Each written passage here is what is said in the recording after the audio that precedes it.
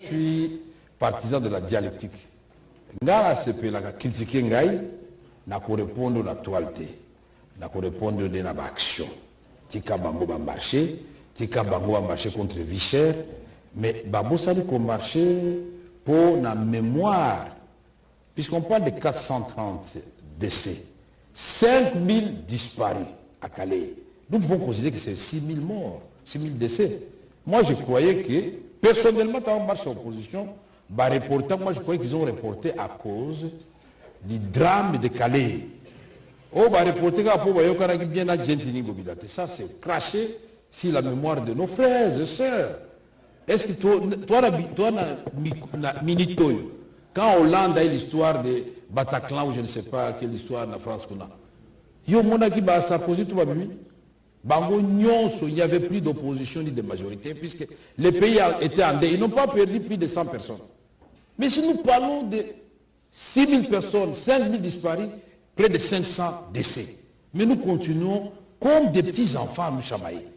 Non, ceux qui vont opposer c'est mon point de vue. Et Talingaï, Botika, Batambola, puisque pour eux, c'est ça la solution. Au lendemain de leur marche, ils ont marché. Voilà. Moi, j'aurais voulu que Kamer, politique, nous a mabé, Ngaï, na place, voici ce que je te conseille, ce que j'aurais fait. Ne pas mélanger ça la France. Nous, comme non, tu as marché, allez, qui n'a pas marché.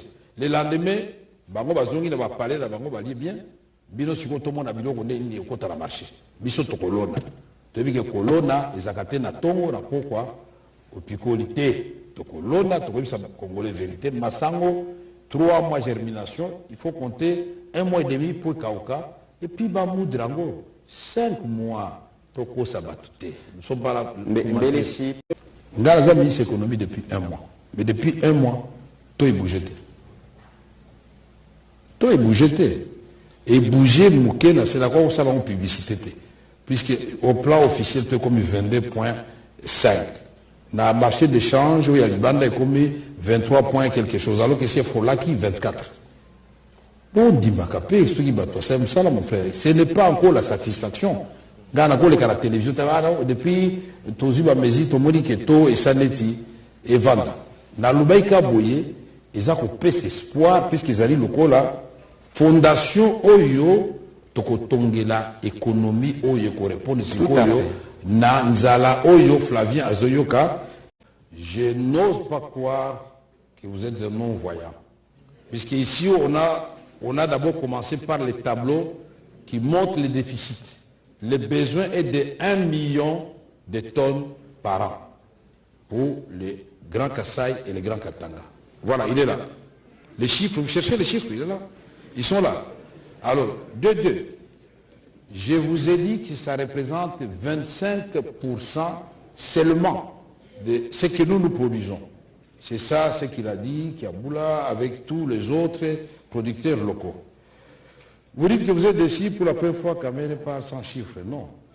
Je vous ai dit ici, en répondant à votre prédécesseur, les mécanismes mis en place, c'est que l'État va avancer comme l'argent. Vous savez, l'argent, c'est toujours de la guerre et de la spéculation. Je ne vais pas le dire ici. Les fermiers le sauront et vous le saurez quand ça sera fait. Je ne vais pas faire de promesses. Le mécanisme sera là. Ça sera un compte séquestre, ça ne sera pas géré par moi. Mais cet argent, c'est du revolving. Ce n'est pas de l'argent qu'on fait en cadeau aux fermiers. Un fermier peut dire non, moi je m'abstiens, j'ai mon argent, je ne prends pas cet argent. Un autre peut dire je prends. Et la marge bénéficiaire, vous savez que pour les producteurs comme pour les importateurs, c'est 20%. Et vous savez que pour les distributeurs, c'est 10%. C'est-à-dire, si le maïs est rendu au Katanga à $19 la tonne, le prix au marché de Katuba ou au marché de la Kenya sera de 19 plus 3. Ça sera de $22. Et c'est cela, le mécanisme qui a été mis en place. Vous qui aimez les chiffres, je vous ai donné les chiffres maintenant. Je crois qu'à la fin de cette émission, vous aurez l'honnêteté de reconnaître qu'il y a eu des chiffres. Notre gouvernement, ce n'est pas un gouvernement de gestion des catastrophes ni des incidents. Puisque par nature, personne, ni les États les plus avancés comme les États-Unis d'Amérique, ne peuvent dire, bon, moi j'ai prévu qu'il y aura catastrophe tel jour et tel mois. Nous voyons le président américain courir à gauche, à droite. Pendant qu'il est ici, il apprend que là-bas, ça chauffe aussi. Et ça se passe comme ça dans le monde. Il ne faut pas s'en réjouir. Ça fait mal quand les gens disparaissent ou ils sont ensevelis par la boue. Personne. Nous sommes au moment, et ils justifient ça par les changements climatiques. Je ne sais pas s'il y a des gens qui ont vu des images du lac Tanganyika, qui refusent, qui refoulent les eaux de la rivière qui viennent de la montagne, qui s'est jetée depuis des siècles dans le lac Tanganyika. Mais aujourd'hui, comme par hasard, le lac refuse ces eaux-là et les rejette à la surface. Attendez-vous à ce qu'il y ait des problèmes. Le gouvernement ne va pas attendre que les gens meurent. Nous avons déjà posé le problème puisque nous l'avons vu. Mais demander au gouvernement d'imaginer que demain il y aura catastrophe, ça c'est quand même les gens qui étaient à Calais ne savaient pas que ça allait se passer ainsi. Parce que la première catastrophe qu'on avait connue à Calais sous le président Félix Tshisekedi, c'est quand nous sommes partis pour la première fois. Après l'élection du président à Goma, le président a informé qu'il y a une embarcation qui a sombré avec 150 000 personnes. Le président a dit, je ne continue pas sur Béni sans aller rendre hommage aux victimes et aux disparus. Nous sommes allés là-bas, le président, on lui a expliqué non, c'est parce que nous n'avons pas de quai convenable d'accostage. Tout de suite, il a commandé 4. Allez poser la question aux gens de Calais, si on n'a pas construit 4 quais modernes. Mais maintenant, c'est venu des montagnes.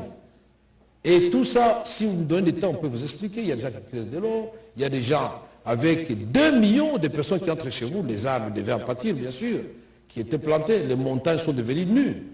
Et ça, la communauté internationale, à travers les Nations Unies, ont une part de responsabilité. Effectivement, le ministre de la Solidarité nationale, dans son rapport au gouvernement, a parlé de ce que fait les réfugiés, ce qu'ont fait les réfugiés hutus-rwandais, qui étaient à la base de la déforestation.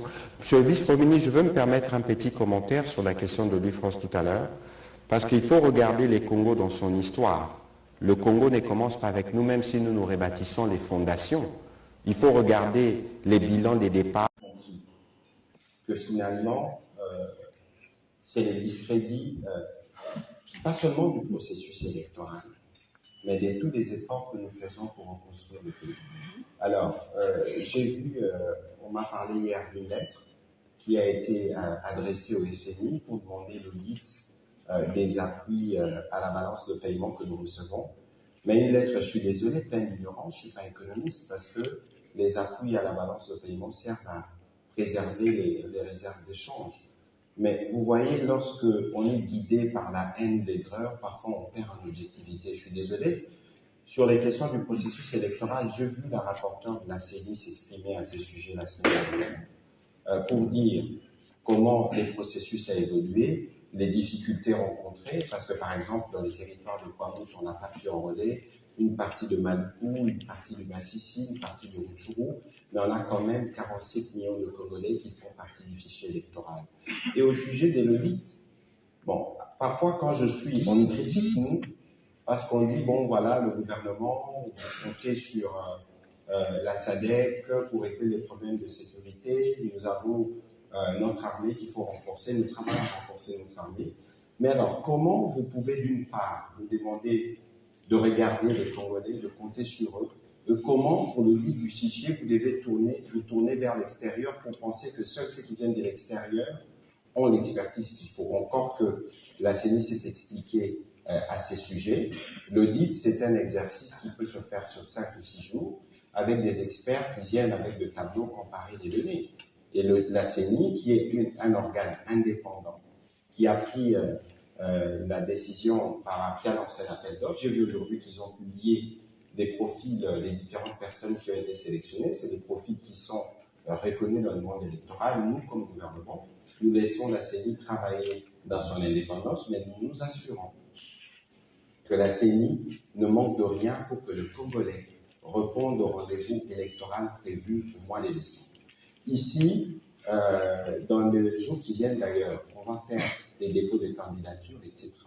Je pense que c'est mieux pour nous tous, opposants comme majorité, de nous organiser pour participer à ces élections et non pas aller à travers des gesticulations qui visent à discréditer un processus qui est longuement attendu par les Congolais.